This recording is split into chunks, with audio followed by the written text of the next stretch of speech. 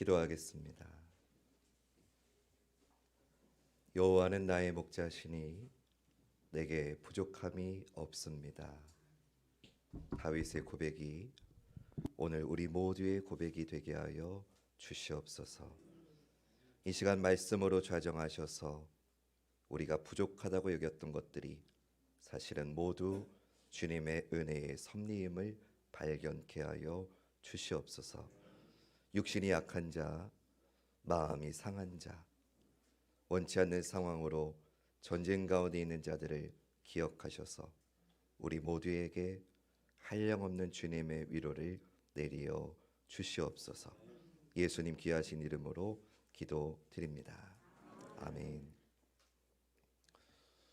좋으신 주님의 은혜와 평강이 예배의 자리에 나오신 모든 분들과 함께 하시기를 간절히 축원합니다. 옆에 분들하고 이렇게 인사할까요? 참 잘 오셨습니다.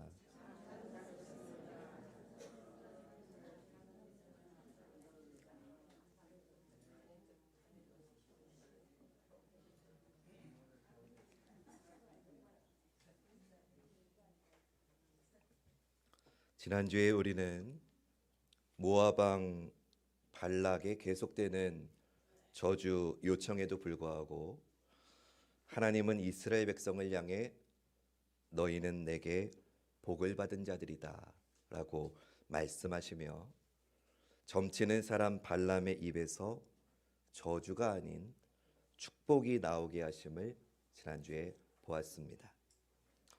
모압 왕 발락도 그리고 점치는 사람 발람도 서로 각자의 길로 돌아갔다는 것으로 이 사건이 끝이 납니다. 그렇다면 이제 이스라엘도 하나님의 복을 받은 자답게 믿음의 길을 바르게 가야 할 것 같은데 오늘 본문을 보면 또다시 충격적인 사건이 나옵니다. 오늘 우리가 읽진 않았지만 오늘 본문 앞에 있는 본문 민수기 25장 1절부터 3절에 보면 이스라엘이 시딤에 머물러 있더니 그 백성이 모압 여자들과 음행하기를 시작하니라.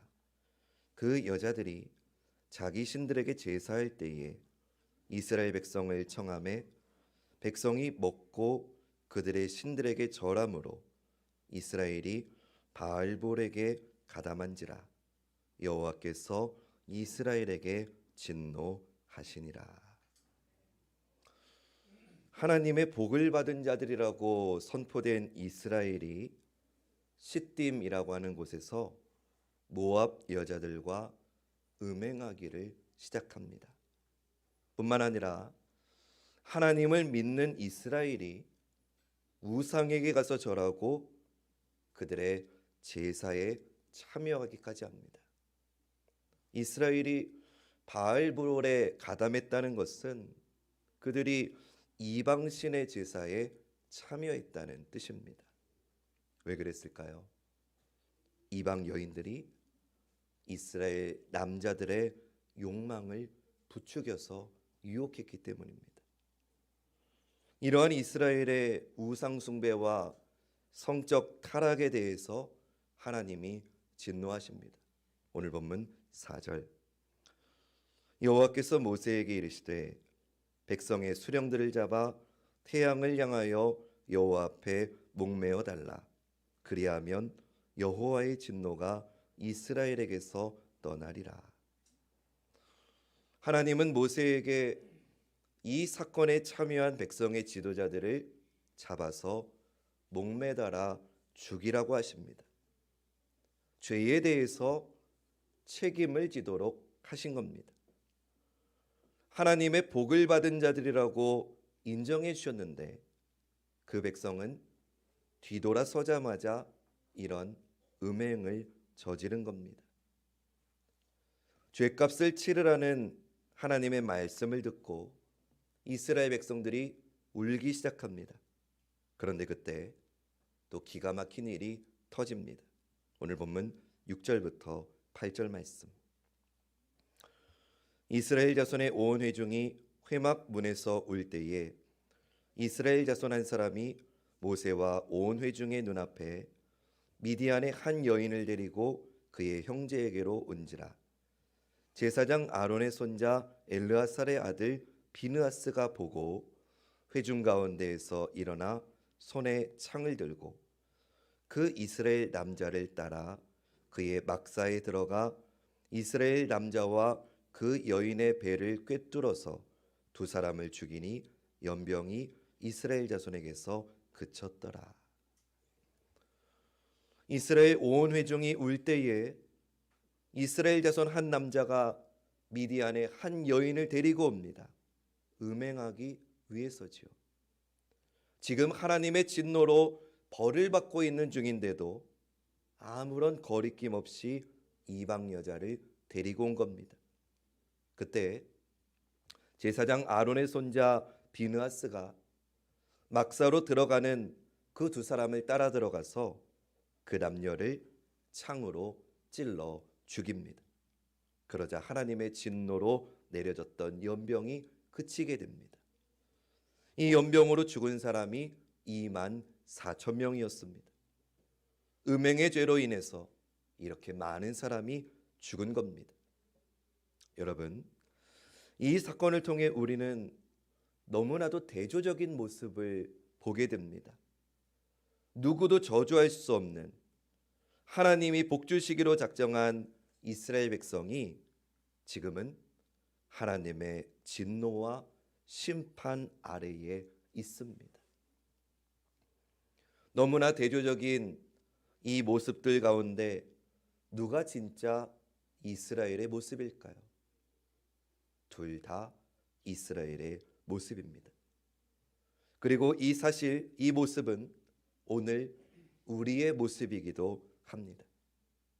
우리는 모두 구원받은 하나님의 자녀입니다. 아무도 그리스도 예수 안에 있는 우리를 정죄할 수 없습니다. 우리는 이런 놀라운 신앙의 정체성을 가지고 살아갑니다. 그러나 동시에 우리는 세상에서 속절없이 죄로 인해서 넘어지는 우리이기도 합니다. 이 둘 중에 어떤 쪽이 나입니까? 둘 다 우리의 모습입니다. 이스라엘의 신부는 하나님의 백성이고 하나님께로부터 복을 받은 자들이 맞지만 그들의 삶은 지금 죄의 한가운데에 빠져 있습니다. 우리도 마찬가지입니다. 우리가 예배 드릴 때와 교회 밖에 나왔을 때가 얼마나 다릅니까? 내 신앙의 자리에서와 내 삶의 모습이 얼마나 다릅니까? 이것이 이스라엘과 오늘 우리의 현 주소입니다. 그런데 여러분, 신앙은 교회에서만 지켜가는 게 아닙니다. 믿음은 치열한 내 삶의 현장, 인생이라고 하는 광야를 지나며 지켜야 되는 것이 믿음인 줄로 믿습니다. 근데 이 세상에서 믿음을 지킨다는 게 결코 만만치 않지요. 우리는 매일매일 신앙과 현실의 부딪힘을 경험하며 살고 있습니다. 이것을 베드로전서 5장 8절은 이렇게 말씀했습니다. 앞에 보시면서 한 목소리로 읽어보겠습니다. 시작. 근신하라, 깨어라.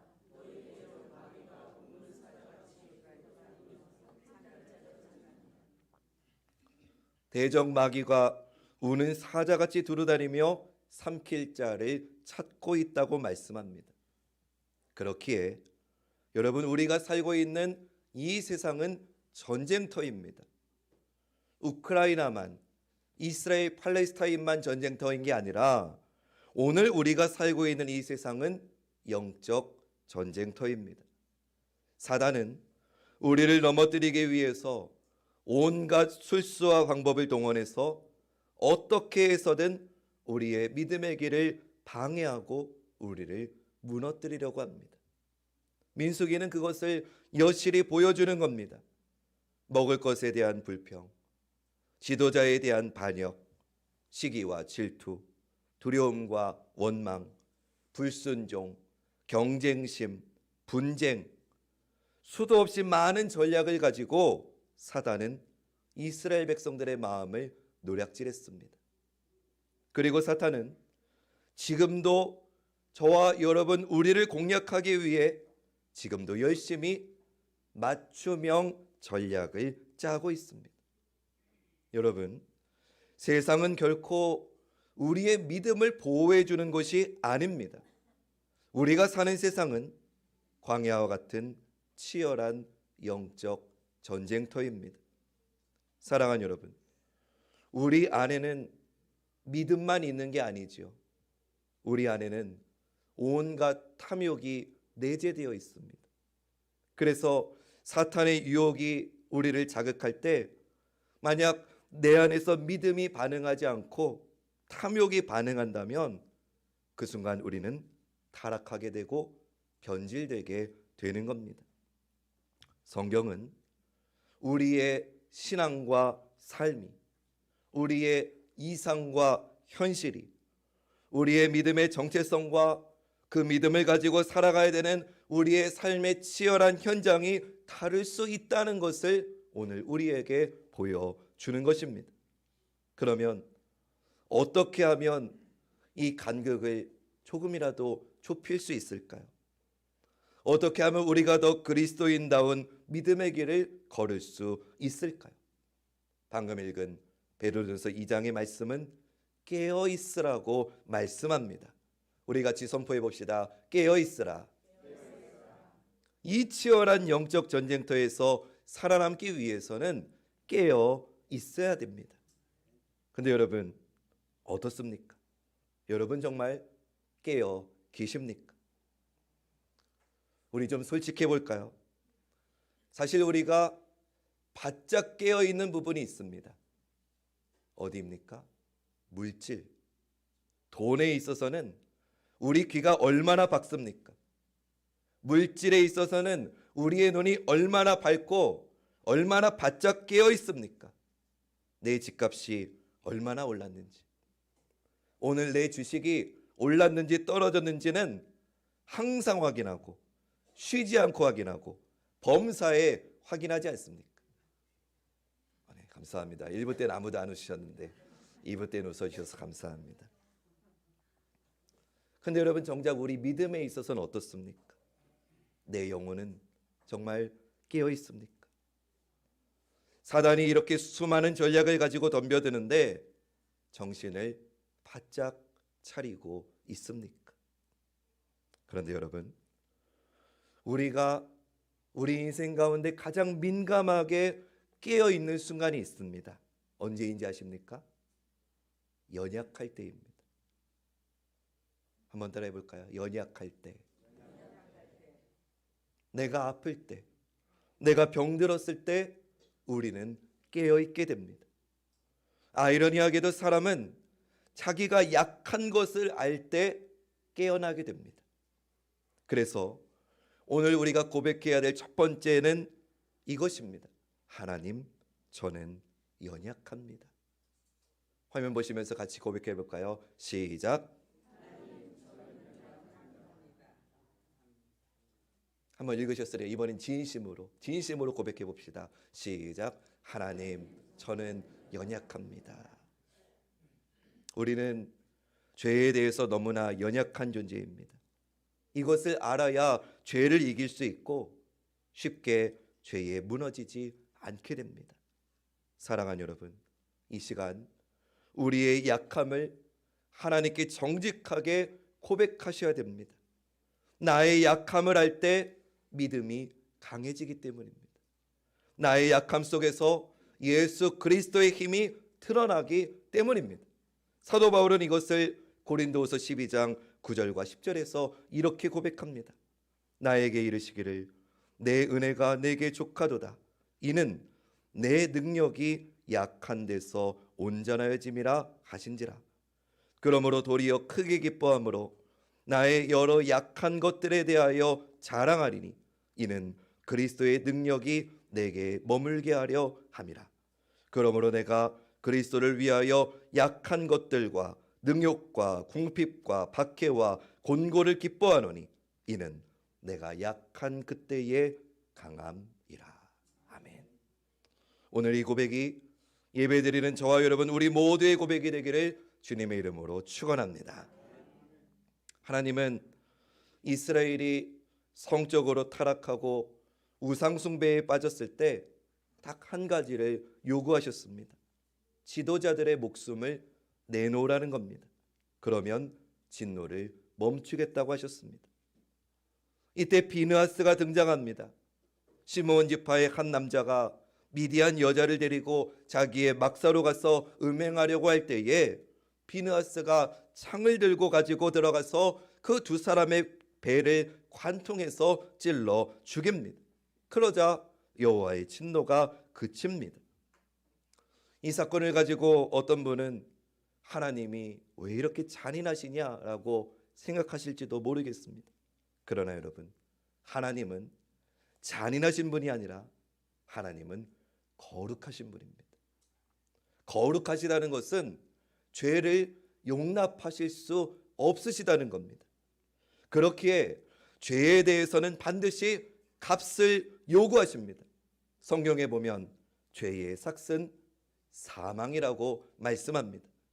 죄의 대가는 죽음이라는 겁니다. 죄의 대가인 죽음을 통해서 죄의 심각성을 가르쳐 주실 뿐만 아니라 그 죄의 값을 물으시는 겁니다. 죄 지은 이 남녀를 처벌한 비느하스를 향해 하나님께서 뭐라고 말씀하시는가 보겠습니다. 본문 10절부터 13절 말씀. 여호와께서 모세에게 말씀하여 이르시되 제사장 아론의 손자 엘르아살의 아들 비느하스가 내 질투심으로 질투하여 이스라엘 자손 중에서 내 노를 돌이켜서 내 질투심으로 그들을 소멸하지 않게 하였도다. 그러므로 말하라. 내가 그에게 내 평화의 언약을 주리니 그와 그의 후손에게 영원한 제사장 직분의 언약이라. 그가 그의 하나님을 위하여 질투하여 이스라엘 자손을 속죄하였음이니라. 아멘. 하나님께서 비느하스에게 야, 너 뭐 그렇게까지 하냐? 너 그렇게 왜 이렇게 잔인하냐라고 질타하신 게 아니라 하나님은 비느하스를 칭찬하십니다. 비느하스 그가 내 마음을 알았다는 겁니다. 하나님이 지금 얼마나 화가 나 계시는지, 하나님이 이 사건에 얼마나 질투하시는지 하나님의 그 마음으로 비느하스가 질투했다는 겁니다. 비느하스는 죄를 용납할 수 없는 하나님을 위해서 두 사람을 가서 죽였고 그 죽음으로 이스라엘의 죄값을 지불한 겁니다. 그것으로 인해서 하나님은 이스라엘을 멸망시키지 않고 그 진노를 돌이켰다라고 오늘 본문은 말씀합니다. 여러분, 사실 오늘 온 가족 초청 예배면 여기 뭐 현수막도 붙이고 풍선도 달고 또 뭐 선물도 크게 준비하고 아니면 뭐 찬양 가수라도 불러서 축제처럼 벌이는 게 여러분들이 그동안 많이 경험했던 초청 예배의 모습이셨을 겁니다. 근데 오늘 저는 그런 것들을 사실 하지 않았습니다. 그 이유는 오늘 오신, 특히 오늘 처음 오신 우리 가족분들 너무 귀하고 너무 감사한데 그러지 않길 바라지만 어쩌면 이분들의 인생에 오늘 이 순간이 마지막 예배일 수도 있기 때문에 그런 이벤트를 하지 않았습니다. 예배를 드리려고 한 겁니다. 그리고 누구나 들어도 다 알 것 같은 재미있는 이야기를 본문으로 잡을 수도 있지만 매 주일마다 이어오는 민수기 본문을 똑같이 이어갔습니다. 그럼에도 불구하고 하나님은 오늘 어쩌면 이 자리가 마지막 예배일 수도 있는 그 한 사람을 위해서 오늘 이 본문을 통해 주시는 하나님의 은혜는 따라해 볼까요? 대속의 가르침을 주시는 겁니다. 하나님은 지금 대속에 대한 말씀을 하고 계시는 겁니다. 이 대속은 사실 성령의 첫 번째 말씀인 창세기에서부터 나와 있었습니다. 아담과 하와가 범죄했을 때 하나님께서 아담과 하와에게 가죽옷을 지어 입혀주시죠. 여러분, 가죽옷은 어떻게 만들 수 있습니까? 짐승을 죽여서 만들 수 있는 겁니다. 하나님이 아담과 하와에게 너희가 죄를 지었기 때문에 그 죽음의 대가는 죽음이라는 것을 동물을 짐승을 죽여서 그 대속의 가르침을 보여주셨던 거죠. 이렇게 죄에 대해서는 철저하게 값을 요구하시는 분이 하나님이십니다. 사랑하는 여러분, 죄의 대가는 죽음입니다. 이런 생각을 해봤어요. 오늘 본문 민수기 25장의 이 바알볼에 가담한 이 사건은 어느 누가 봐도 명백한 이스라엘의 잘못입니다. 그러면 이 광야 생활 40년 중에서 이스라엘 백성이 오늘 본문에 있는 이 바알볼 사건만 없었다면, 이 사건만 딱 도려낸다면 이스라엘 백성은 구원받을 자격이 있을까요? 여러분 좀 어렵지요? 우리 얘기로 제가 돌려서 해보겠습니다. 우리의 인생을 가만히 되돌아보면 내가 아무리 생각해봐도 이거는 내가 정말 죄 지은 거 맞다, 이거는 정말 내가 명백한 100%내 잘못이다라고 여겨지는 부분이 있으실 겁니다. 그러면 여러분의 인생 가운데 내가 아무리 생각해도 그 순간은 내 잘못이야 라는 부분을 도려내면, 그 부분이 내 인생에 없었다고 가정하면 나는 구원받을 자격이 있습니까? 결코 아니죠. 이스라엘은 오늘 본문 민수기 25장의 죄가 아니더라도 그들은 결코 구원받을 자격이 없습니다. 우리도 마찬가지입니다. 우리가 100년 인생길을 걸어가는 동안 수없이 죄를 짓지 않습니까? 죄의 대가는 죽음이라고 했는데 매번 넘어지고 하나님을 진노케 한 우리가 이 죄값으로 누구를 죽여서 우리가 구원받을 수 있겠습니까? 비느하스는 속죄의 한 상징일 뿐입니다. 하나님의 자녀이지만 평생 죄를 지으며 살아온 우리를 대속할 수 있는 분은 오직 한 분 예수 그리스도밖에 없는 줄로 믿습니다. 우리가 수없이 주님의 마음을 아프게 하고 진노하게 함에도 불구하고 우리가 살 수 있는 이유는 우리의 죄를 대속하시기 위해서 기꺼이 십자가에서 죽으신 예수 그리스도가 계시기 때문인 줄로 믿습니다. 그분으로 인해서 우리는 하나님 나라에 들어갈 수 있는 겁니다. 예수 그리스도 그분이 계시기에 우리는 또다시 넘어져도 소망이 있는 줄로 믿습니다.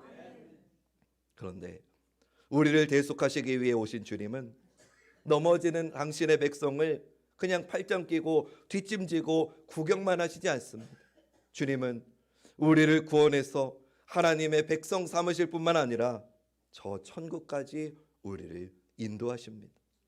때로는 믿음을 버리고 하나님을 노엽게 하는 우리이지만 주님은 지금도 우리를 고치시고 계신 줄로 믿습니다. 사랑하는 여러분, 저는 늘 이 문장을 읽을 때마다 마음이 뭉클합니다. 여러분들께도 똑같이 전해보겠습니다. 우리의 죄보다 언제나 더 큰 것은 하나님의 은혜입니다. 우리의 죄보다 언제나 더 큰 것은 하나님의 은혜입니다. 우리가 아무리 이중적인 삶을 살면서 괴로워하는 우리이지만 그런 우리를 위해서 신실하신 하나님은 그 변치 않는 사랑을 오늘도 행하고 계시다는 겁니다. 우리의 영적인 괴리감을 해결해 줄 수 있는 열쇠는 나에게 있는 게 아니라 오직 주님께 있습니다. 우리는 자주 넘어지지만 하나님의 교회, 하나님의 백성은 오늘도 그분의 손에 의해서 새롭게 빚어지는 줄로 믿습니다. 근데 오늘 말씀 이후의 본문에 보니까 가슴 아픈 일도 있어요. 비느하스가 찔러서 죽인 그 사람의 이름이 성경에 공개되어 있다는 거예요. 오늘 우리가 읽은 본문 뒷부분 14절 15절 말씀 보시면 죽임을 당한 이스라엘 남자 곧 미디안 여인과 함께 죽임을 당한 자의 이름은 시므리니 살루의 아들이요 시므온인의 조상의 가문 중 한 지도자이며 죽임을 당한 미디안 여인의 이름은 고스비니 수르의 딸이라. 수르는 미디안 백성의 한 조상의 가문의 수령이었더라. 비느하스에게 죽임을 당한 남자의 이름은 시므리이고 이 시므리는 시므온 지파의 지도자였습니다. 그리고 여자는 미디안 수령인 수르의 딸 고스비였습니다. 이 두 사람 다 양족속 지도자의 자녀였습니다. 그런데 이 사건 이후에 다음 장인 민수기 26장에 보면 민수기 처음에 실시했던 12지파에 대한 인구조사를 다시 합니다. 여러분 앞에 화면을 보시면 이 12지파의 수가 비교가 되어 나타나 있습니다. 전체적으로는 처음 인구조사에 비해서 2,000명 남짓되게 줄었습니다. 지파별로 보면 늘어난 지파도 있고 줄어든 지파도 있습니다. 근데 이 표에서 우리가 주목할 거는 지금 가장 많이 줄어든 지파는 이 음행을 저지른 시므온 지파였다는 거예요. 두 번째 줄에 있지요. 무려 37,100명이 줄었습니다. 12지파 가운데 이 음행의 죄로 인해서 연병으로 가장 많이 이 지파가 죽은 겁니다. 이 표만 놓고 보면 시므온 지파는 더 이상 소망이 없어 보입니다. 그런데 성경의 마지막 말씀인 요한계시록 말씀을 보면 하나님 나라에 들어가는 12지파의 인원의 수가 나타납니다. 지파마다 완전수를 상징하는 12,000명을 기록합니다. 그러면 12지파 가운데 시므온 지파는 어떻게 됐을까요? 지금 이 인구조사에만 봐도 가장 현저하게 줄은 시므온 지파니까 하나님 나라에 들어가는 데 있어서도 현저하게 떨어져야 될 것 같습니다. 근데 어떻게 되었나? 요한계시록 7장 7절 말씀을 제가 읽어드리겠습니다. 제일 앞에 나옵니다. 시므온 지파 중에 1만 2천이요, 레위 지파 중에 1만 2천이요, 이사갈 지파 중에 1만 2천이요. 아멘. 여러분 이게 무엇을 말씀합니까? 성경은 놀랍게도 이렇게 죄를 지은 시므온 지파임에도 불구하고 다른 지파와 똑같이 12,000명을 명시하고 있다는 겁니다. 시므온 지파를 여전히 포함시켰을 뿐만 아니라 다른 지파와 똑같이 하나님 나라에 들어가게 하셨다는 겁니다. 할렐루야. 여러분 주님은 이렇게 우리를 회복시키시는 줄로 믿습니다. 여러분 가운데 인생길 가운데 넘어지고 실패한 분이 계십니까? 시므온 지파를 부르셨던 주님이 오늘 저와 여러분 우리를 살리시고 우리 같은 죄인을 끝까지 구원해 주실 줄로 믿습니다. 그렇기 때문에 오늘 우리는 이렇게 고백해야 됩니다. 우리의 소망은 예수 그리스도입니다. 같이 한번 선포해 봅시다. 시작.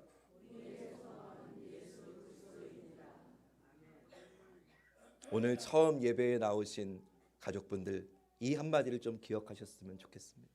우리의 소망은 예수 그리스도입니다. 우리처럼 자주 넘어지는 사람에게 그럼에도 소망이 있음은 영원한 대속자이신 예수 그리스도가 계시기 때문입니다. 그 주님을 믿고 끝까지 순례의 길 걸어가는 저와 여러분 우리 모두가 되시기를 주님의 이름으로 축원합니다. 이 시간에 영상을 하나 볼 건데 사실 기독교적인 가치관을 담고 있는 영화는 아닙니다. 그러나 대속의 개념에 집중하시면서 나를 대신해서 희생했다는 대속의 개념을 집중해서 이 영상을 잠깐 같이 보겠습니다. 이 재판은 잘못되었습니다. 어머니는 의식이 없었다고요. 피해자가 없다고요. 대왕님은 모르시잖아요. 아무것도 모르시잖아요. 법경을 띄워라.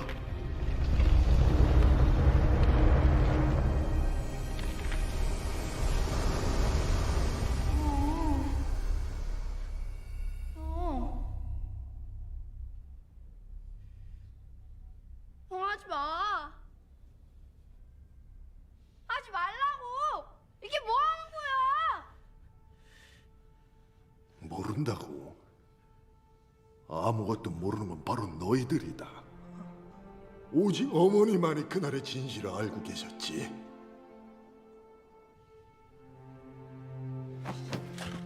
피고 김자웅의 어머니는 당시 의식이 없었던 것이 아니라 자신이 그렇게 죽음을 맞이해야만 남겨진 자식들의 삶이 편안할 수 있음을 아신 게다. 저렇게 다 알고 있었단 말이다. 알겠느냐?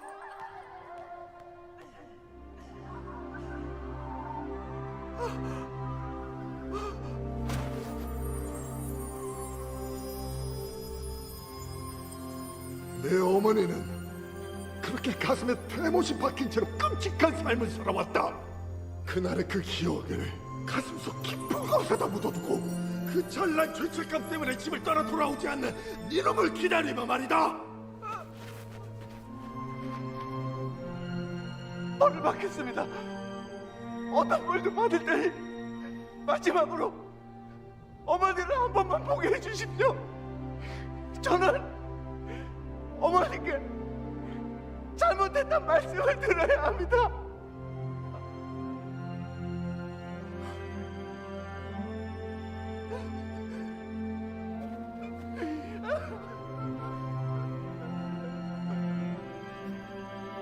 살아서 못한 일을 죽어서 해보겠다고. 난 이미 니놈에게 충분한 시간을 주었다. 무려 15년이나 말이다. 판결문을 읽어라.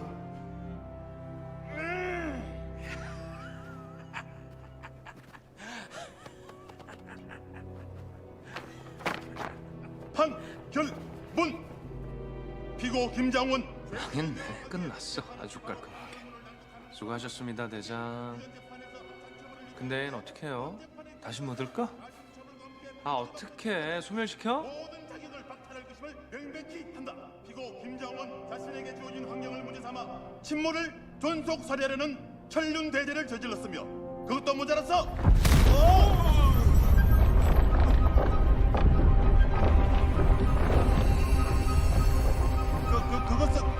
그것은 뭐 그것도 모자라 무려 15년 동안이나 엄마. 유괴가. 엄마? 빨리 읽지 못하겠느냐? 크나큰 상처를 입힌 자신의 어머니를 무려 15년 동안이나 유괴가 건방지란 천륜 대죄인에 속하는 바 해당 법정은 피고 김장원. 엄마 일어나봐. 빨리 일어나봐. 현몽이다. 꿈에 나타났어. 강림이 놈이. 차사 강림은 즉시 원기의 현몽을 중단하라. 대왕님, 당장 차사 강림을 호출하시어 그 직위를 박탈하시고. 엄마 일어나봐. 빨리.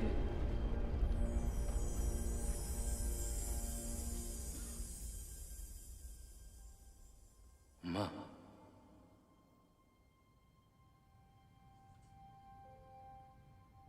엄마.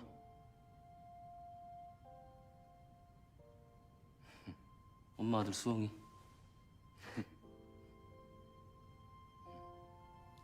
여기 봐봐. 응? 나 대법관 됐어. 엄마 기쁘지? 나 멋있어? 옷 잘 어울리지? 거봐, 나 됐잖아. 엄마. 애 쫄따거든.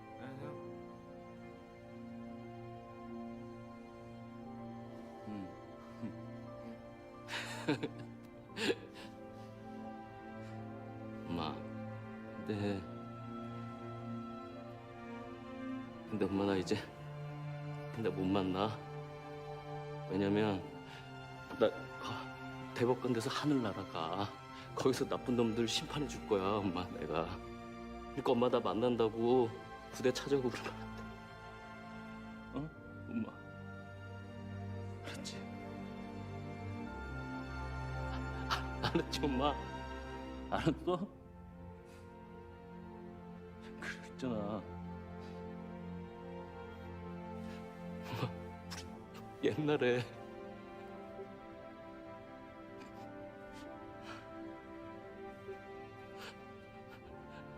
엄마 아파가지고 병원에 누워있을 때 그때 나 못 먹어가지고 영양실조 걸리고 엄마 아파가지고 깨어나지도 못하고 그때도 기억나지.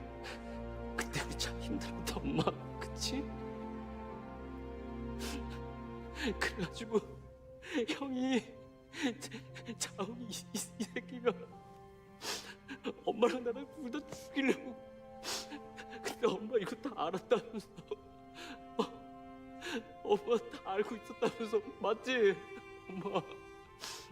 그래서 형이 이 새끼가 이 병신 같은 게 이게 엄마한테 미안해가지고 다시는 집에도 못 오고 죽으라고 이래가지고 돈 다 준 거잖아 엄마. 자욱이 그 병신이 평생을 그랬다고. 엄마랑 평생을.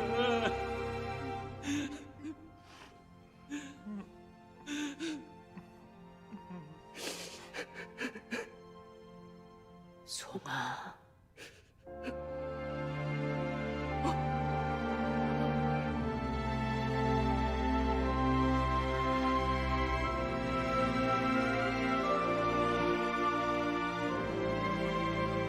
내 새끼,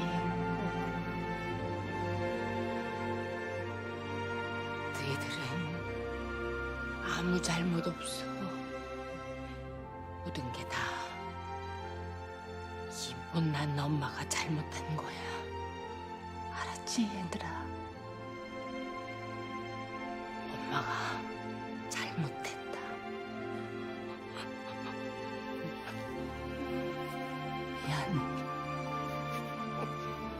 미안하다.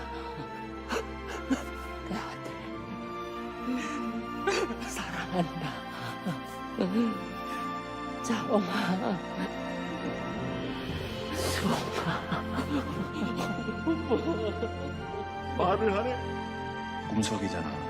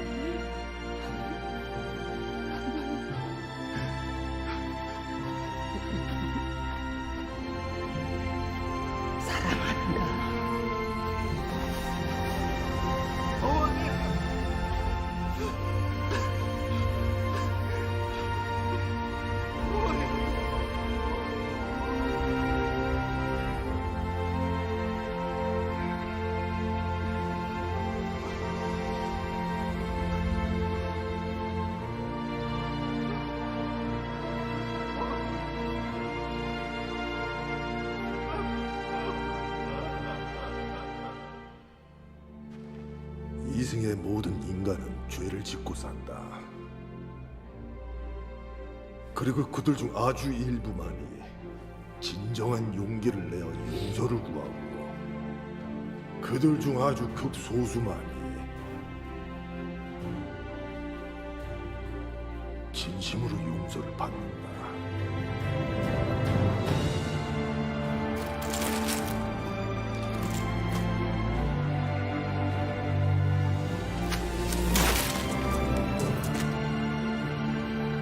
교정법 제1조 1항에 의거 이승의 인간이 이미 진심으로 용서받은 죄를 저승은 더 이상 심판하지 않는다. 이에 본 법정은 피고 김자홍에게 무죄를 선고하며 김자홍에게 즉시 환생할 것을 명하는 바이다.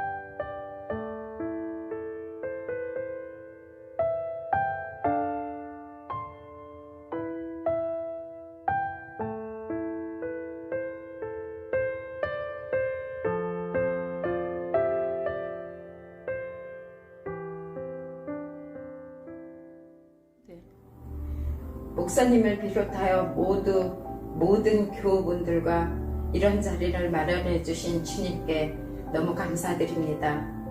바쁜 중에도 우리 멋진 아들 같은 사위 최영기와 예쁜 딸 승영이, 너무도 예쁘고 예쁜 우리 손자들 아인과 아준이 이 자리 참여하여 빛내주니 너무 기뻐. 엄마 혼자라서 너무 외로웠거든. 또 멀리 있는 멋진 아들 이강훈, 또 내 옆에서 항상 나를 지켜주는 이종대 남편, 같이 했으면 좋겠어. 오늘 이후로 가정의 화목과 건강하기만을 주님께 많이 기도할게. 사랑해, 엄마가. 큰엄마 지연이에요. 오늘 온가족 초청 예배에 나오셔서 너무 기뻐요. 그리고 큰아빠 돈 많이 벌고 계시죠? 교회 나오셔서 저희 용돈도 주시고 같이 예배 드렸으면 좋겠어요. 큰아빠, 큰엄마, 한달 건강해서 행복해요. 사랑해요.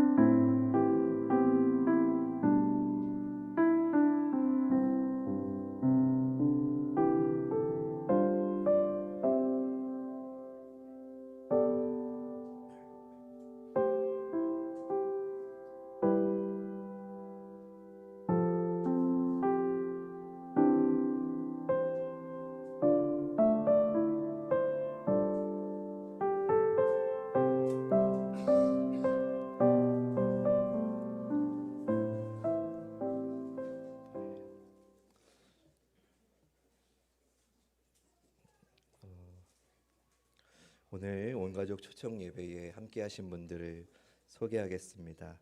굉장히 쑥스러우시고 부담도 되시겠지만 앞에 나오라고는 하지 않을 테니까 자리에서만 잠깐 일어나 주시면 감사하겠습니다.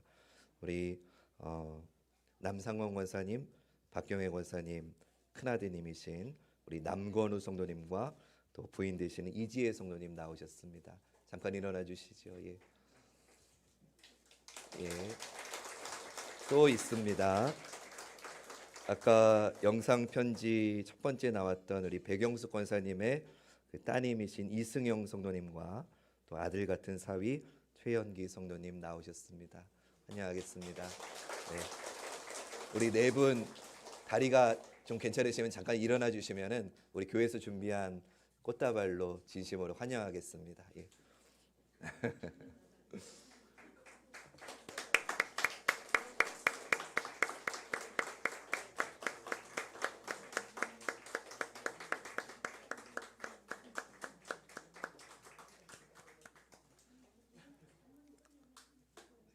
네.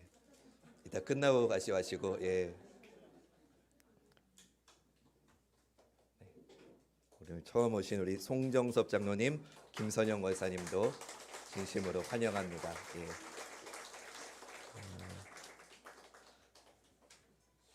예배 끝나고 나서 우리 전도사님 안내를 받으셔서 제 방에서 잠깐 저하고 만나서 이야기하고 가시면 감사하겠습니다.